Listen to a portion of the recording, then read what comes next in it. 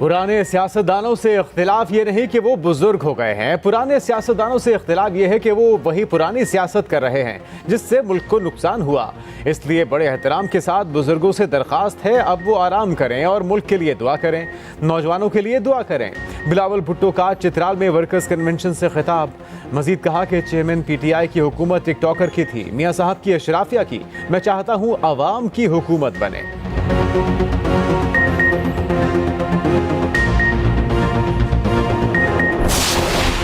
190 million pound case के मुल्जिमान का बैरून मुल्क सफर रोकने की तैयारियां। चेयरमैन PTI समेत 29 अफराद के नाम ECL में डालने की सिफारिश। मुख्तलिफ महकमों ने 41 अफराद के नाम लिस्ट में शामिल करने के लिए भेजे। वफाकी काबीना की ज़ैली कमेटी बराए ECL का इजलास।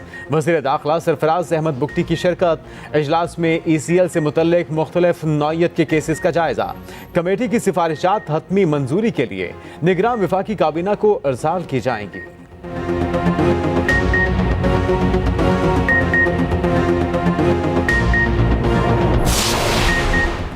7 रोज में लापता बलोच तलबा को पेश करें या वज़ीर आज़म अदालत आए। इस्लामाबाद हाई कोर्ट ने अमल दरामद के लिए 1 हफ्ते का वक्त दे दिया।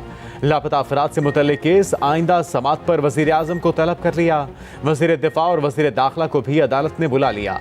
सेक्रेटरी दिफा, सेक्रेटरी दाखिला को पेश होना होगा। एडिशनल अटॉर्नी जनरल की वज़ीर आज़म और वज़रा को तलब ना करने की इस्तदा। जस्टिस मोहसिन अख्तर कयानी ने रिमार्क्स दिए, ये कोई रॉकेट साइंस नहीं, सब मजाक बनाया जा रहा है, लोग लापता हो रहे हैं, इससे बढ़कर तौहीन क्या होगी। वज़ीर दाखिला को कहें पेश हों, पेशी से कोई फर्क नहीं पड़ता।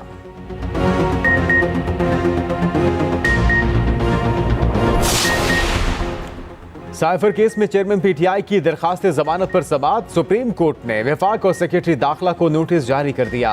आज की समात का हुक्मनामा जारी। अदालत को बताया गया साइफर मामले पर FIR 7 माह की ताखीर से दर्ज हुई। ताखीर बदनीयती और सियासी इंतकाम को जाहिर करती है। जस्टिस तारिक मसूद ने रिमार्क्स दिए कि कुछ दफात में सजा 2 साल है, कुछ में सजाए मौत और उम्र कैद। वकील सलमान सफदर ने कहा तहकीकात में कहीं नहीं बताया गया कहां जासूसी हुई या किसी दुश्मन मुल्क को फायदा पहुंचा।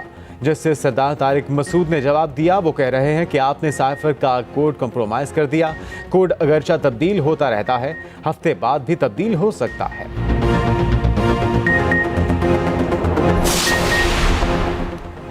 चीफ जस्टिस की ज़ेर सदारत सुप्रीम जुडिशल काउंसिल का इजलास। जस्टिस मुज़ाहिर नकवी के खिलाफ शिकायत और उनके एतराज़ात का जायजा।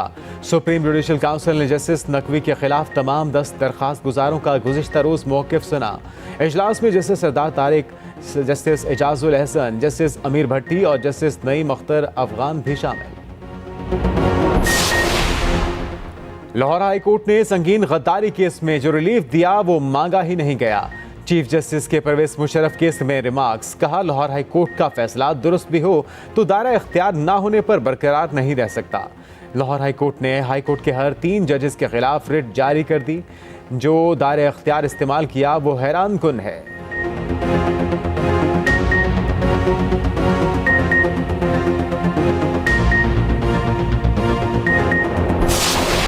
सिंध में सियासी सफबंदियां। कराची में MKM और नून लीग की अहम बैठक। MKM और नून लीग की मुश्तरका कमेटी की मुलाकात। इंतखाबी इत्तेहाद के नुकात पर मुशावरत। निहाल हाशमी ने मीडिया से गुफ्तगू में कहा कि इस बार सिंध में अपना वज़ीर आला लाएंगे। सूबे में शहबाज शरीफ स्पीड लाना पड़ेगी। मुत्तहिदा रहनुमा अमीनुल हक बोले PP ने सिंध को बर्बाद कर दिया।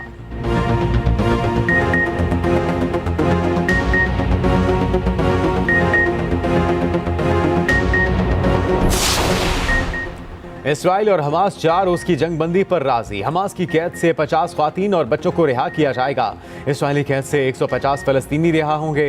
यरगमालियों की रिहाई के दौरान जंग में वक्फा होगा। मुज़ाकरात में शामिल कतरी हुकाम के मुताबिक आइंदा 24 घंटों में मुआहिदे पर अमल दरामद का इम्कान। इसराइली वज़ीर आज़म फलस्तीनियों के कत्लेआम पर बज़िद। बोले इसराइल तमाम मकासद के हुसूल तक जंग जारी रखेगा। अमेरिका का यरगमालियों की रिहाई के बदले जंगबंदी का खैर मकदम। जो बाइडन ने कहा कई अमेरिकी यरगमालियों को रिहाई मिलेगी।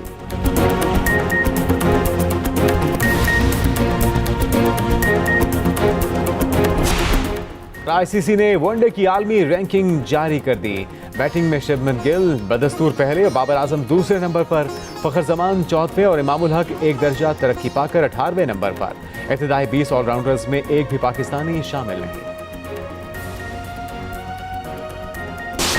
गजा पर इस्राएली फोर्सेस की रात भर वहशियाना बमबारी, मजीद 80 फलस्तीनी शहीद, दर्जनों जख्मी। शोहदा में हमास सरबराह इस्माइल हनिया का पोता भी शामिल। नसीरात पनाहगज़ीन कैंप पर हमले में 20 फलस्तीनी शहीद। इंडोनेशियन अस्पताल खाली करवा लिया गया।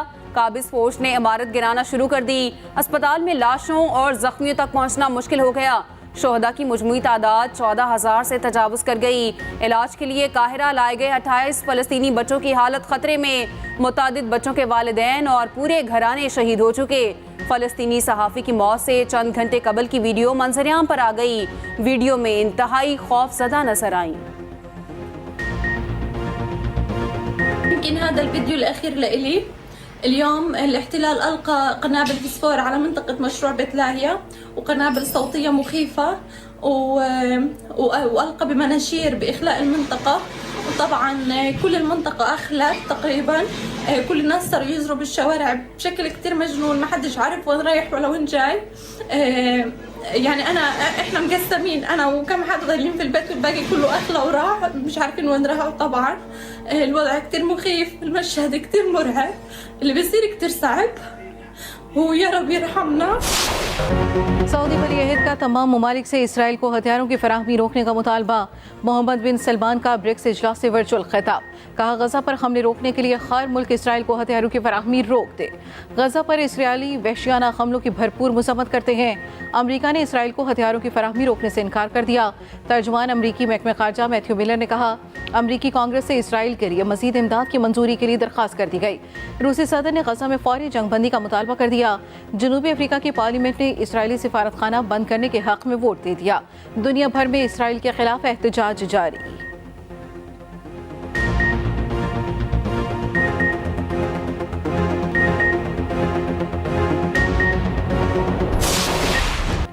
पाकिस्तान स्टॉक एक्सचेंज में तेजी का रुझान बरकरार। 100 इंडेक्स में 454 पॉइंट्स का इजाफा। इंडेक्स 57,825 की सतह पर जा पहुंचा। उधर अमरीकी करेंसी की कदर में कमी जारी। इंटरबैंक में डॉलर 48 पैसे सस्ता, कीमत 285 रुपये 30 पैसे हो गई।